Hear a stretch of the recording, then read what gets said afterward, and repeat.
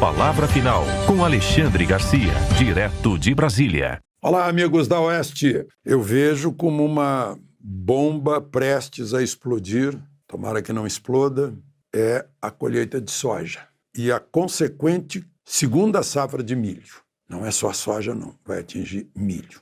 Nunca antes na história deste país houve uma quebra tão grande numa safra.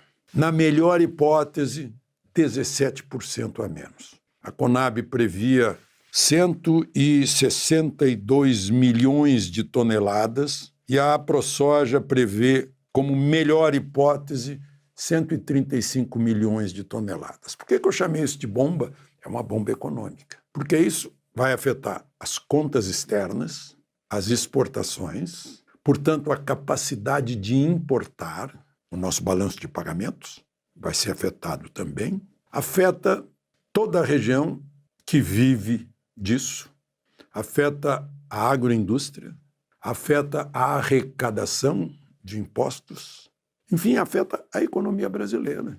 É muito grande, muito importante o agro brasileiro.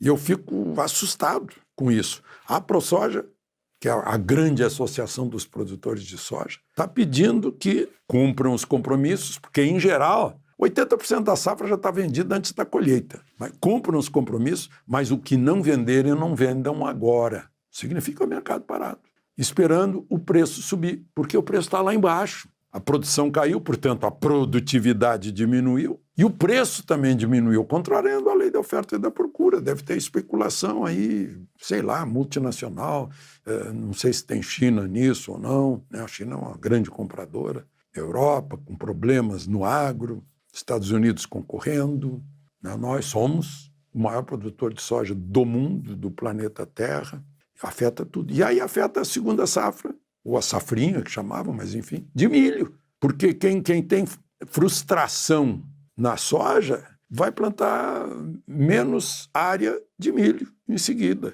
E a frustração não é brincadeira, não. É, do jeito que está, não cobre os custos. Portanto, as pessoas vão ter prejuízo. Por isso, a AproSoja está pedindo compreensão dos financiadores de custeio sobre aquelas pessoas que não puderem pagar. Imagina se tiver um turbilhão de não pagamento do financiamento da soja.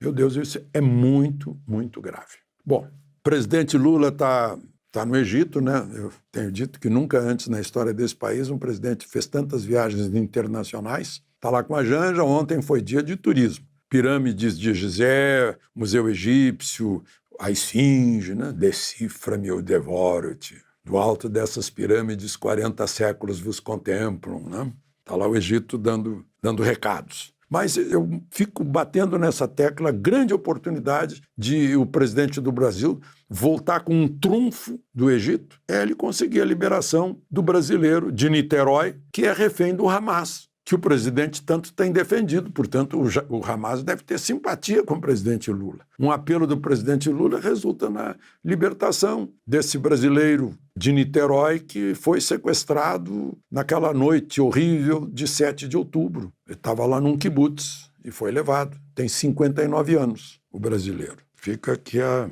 sugestão. Bom, e por fim, aguarda-se que os advogados dos presos desses últimos dias, das vítimas de busca e apreensão, sejam ouvidos pelo plenário do Supremo, pelo presidente do Supremo, para haver uma explicação, no mínimo uma explicação, por que do passaporte de Bolsonaro, por que das prisões, por que das buscas e apreensões, por que o Bolsonaro não pode falar com o presidente do partido dele e vice-versa, os advogados não podem conversar entre si. E porque Alexandre de Moraes, sendo vítima, ele mesmo disse que seria enforcado, o corpo dele seria jogado na estrada para Goiânia e tal, porque que o juiz é, ao mesmo tempo, a vítima do caso e é o julgador, né? Que é uma coisa impossível no devido processo legal. Então, aguardemos. De Brasília, Alexandre Garcia.